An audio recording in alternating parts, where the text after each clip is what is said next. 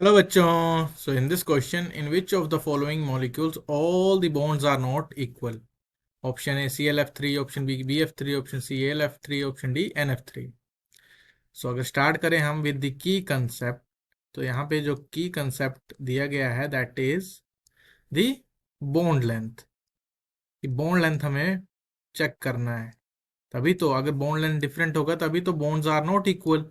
सो bond length क्या होता है? The distance between two atoms when they are in a molecule। अब bond length को फाइंड आउट करने से पहले हमें फाइंड आउट करना पड़ेगा स्ट्रक्चर और ज्योमेट्री और शेप ऑफ दीज कंपाउंड्स, और उसके लिए हमें जाना पड़ेगा इनकी हाइब्रिडाइजेशन के according, hybridization of central atom. So we will go with the steric number. अब स्टेरिक नंबर क्या होता है? स्टेरिक नंबर हमें हेल्प करता है to check the hybridization state. तो स्टेरिक नंबर का फॉर्मूला होता है 1/2 into number of valence electrons plus number of monovalent atom minus cationic charge और cation, number of cation plus anion. So अब हम हर एक को इस फॉर्मूले से चलेंगे। सो ClF3, तो यहाँ पे नंबर ऑफ वैलेंस इलेक्ट्रॉन्स कितने हैं? 1/2 इंटू 7, बिकॉज क्लोरीन के पास 7 होते हैं, प्लस मोनोवेलेंट एटम्स है 3, 3 माइनस 0 प्लस 0, सो इसका आंसर आ गया 5। अब 5 जो कोरस्पॉन्ड करता है that is equal to sp3 dehybridisation. sp3 dehybridisation जो होता है वो ट्राइगनल पिरामिडल का, बाई पिरामिडल का स्ट्रक्चर देता है। सो ClF3 का स्ट्रक्चर जो होता है वो कुछ इस तरीके से होता है, which looks like this. We have 1 fluorine, 2 lone pair कुछ इस तरीके से आते हैं, एक फ्लोरीन ऐसे, एक फ्लोरीन ऐसे। रीजन इसका ये होता है बिकॉज जब ये sp3 डिहाइब्रिडाइजेशन स्टेट में होता है, सो हम इसको ज्योमेट बॉक्स रिप्रेजेंटेशन से भी दिखा सकते हैं। सो this is the 3s subshell, this is the 3p। अब ये ग्राउंड स्टेट इलेक्ट्रॉनिक कन्फिग्रेशन है। अब हमें पता है कि क्लोरीन के पास वेकेंट d ऑर्बिटल भी है, दैट इज 3d। अब मान लो ये इलेक्ट्रॉन यहाँ पे जंप कर जाए, सो 1 these 3 एंड दिस 1, टोटल कितने हो गए? 5 ऑर्बिटल हाइब्रिडाइज होंगे, और पांचों ऑर्बिटल्स जब हाइब्रिडाइज हो जाएंगे तो इसमें 2 लोन पेयर रहेंगे और 3 बॉन्ड पेयर रहेंगे। So this is the geometry. अब यहाँ पे हम देख सकते हैं कि these two are axial bonds, और ये जो है ये इक्वेटोरियल बॉन्ड है।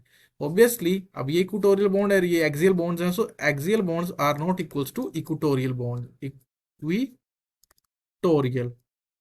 ये कभी भी इक्वल नहीं होते हैं।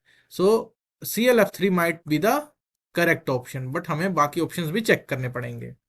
Similarly with the same steric number हम देखेंगे BF3 को।